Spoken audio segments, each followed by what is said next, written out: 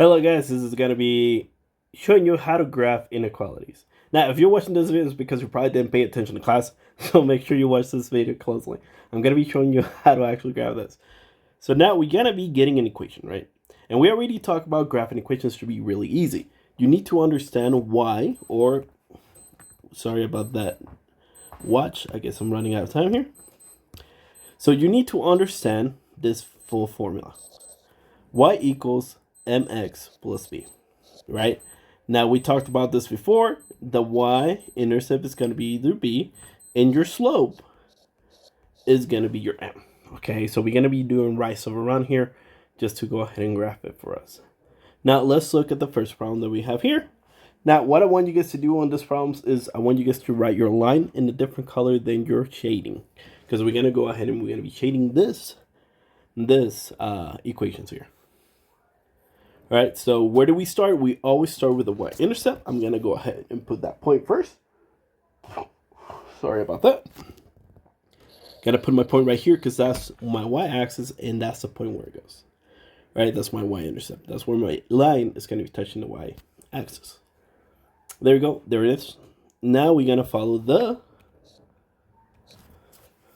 slope. Now, you might be asking, why do you put a 1 below it, right? Whenever we do rise over run, we do y over x. That means that we're going to be moving vertically and horizontally. So my number on the top is going to tell me how many times I have to move vertically, and the number on the bottom is going to tell me how many times I have to move horizontally. So this guy's moving this way, and this guy's moving up and down, right? That's all you have to remember. Now, this one has a negative right here. That means instead of going up, I'm actually going to go ahead and go down. So how many times am I going to go down? 1, 2, and 3. Now, I'm not going to stop there because it's saying how many times do I have to move to the right, right? It's got to be 1. 1. That's my point. Okay, perfect. Now I have 2 points and we can draw our line. So like I said, I'm going to do this one in black and I'm going to do my shading part in a different color. So I'm going to go ahead and connect the dots. Doesn't have to be perfect, at least not for me because I don't have a ruler, but for you, I expect this to be perfect. Okay, so that's my line. Now, the reason why I did a solid line, and I should have brought this to your attention at the beginning, whenever we have inequalities, let me do that one, and we have this one and this one. Now, this is going to have a solid line. Okay, well, what am I talking about? That's why everybody's getting things wrong. This is going to be your dotted line right here because it doesn't have an equal sign. And this one has a little equal sign below the inequality, so this one has a solid line. Okay, so just remember that. Now, let's go ahead and keep looking at this. All right, so we know this is going to be a solid line. We know that. Now we're talking about, wait, I'm getting ahead of myself. We drew a line. We know it's going to be a solid line. Now we just need to figure out if we're going to shade the top or the bottom. And I'm going to go ahead and show you guys over here on the side a little rule. Now, if y, and this is whenever you have y-intercept, we're going to go over whenever you have a standard form. We talk about that in the next one.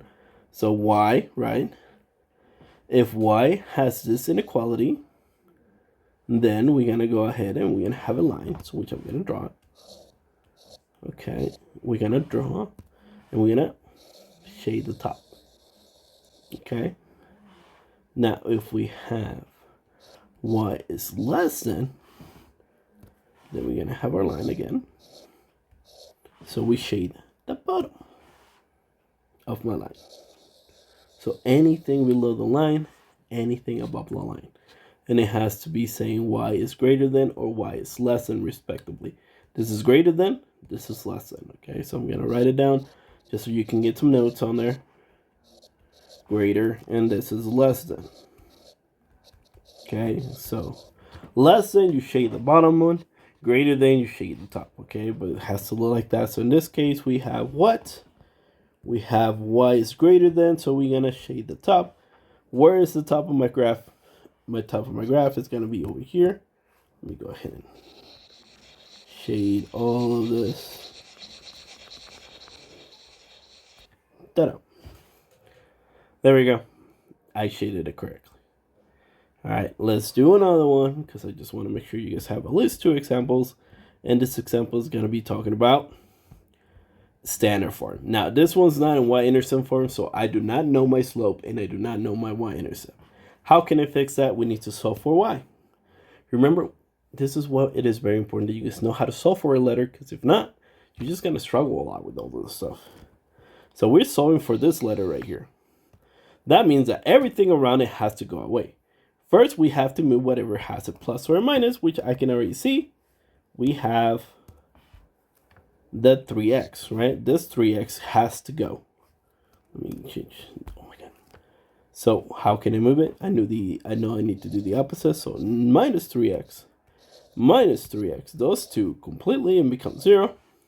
Now, can I combine this too? Nope. So we just put the 10 right next to it. So we're going to rewrite it. I don't have that much space, but it's going to be negative 2y. Then it's going to be the inequality. Less than. And then we're going to have negative 3x. And then the 10 was positive, so plus 10.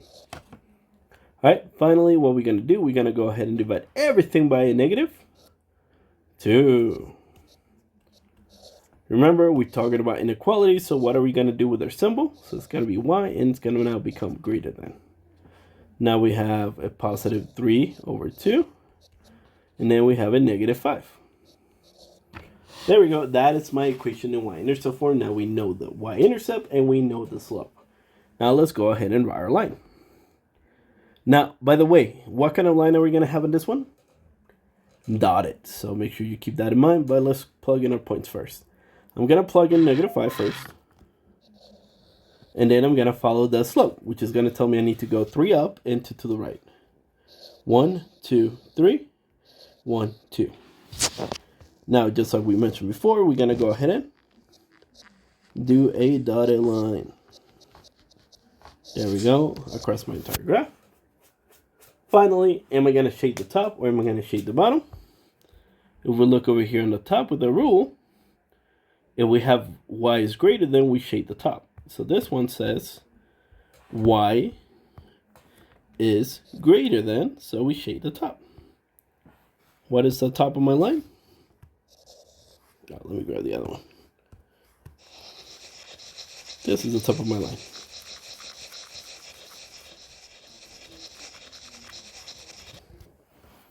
There we go. We are done with graphing inequalities. Now, that is it. That is what you're going to be doing today. So if you were not listening, hopefully this kind of helped you out.